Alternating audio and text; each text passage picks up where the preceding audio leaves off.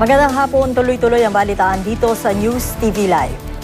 Naiuwi na sa Batac, Ilocos Norte ang labi ng pinaslang na junior officer ng Philippine Marines. Labis ang paghihinagpis sa mga kaanak ni First Lieutenant Shelina Calumay nang makita ang kanyang bangkay na inihatid ng mga kapwa niya sundalo. Natagpuan si Calumay na walang buhay at may tama ng bala sa mukha sa loob ng kanyang sasakyan sa Naval Station Jose Francisco sa Taguig City nito Miyerkules. Nawawala rin ang ilan niyang gamit gaya ng wallet at cellphone. Ayon sa asawa ni Calumay na isa ring sundalo, wala raw siyang alam na posibleng dahilan kung bakit pinatay ang biktima. Wala naman daw nabanggit ang kanyang asawa na nakaaway o anumang problema sa trabaho. Lalo raw masakit ang nangyari para sa kanila dahil 3 buwang buntis si Calumay.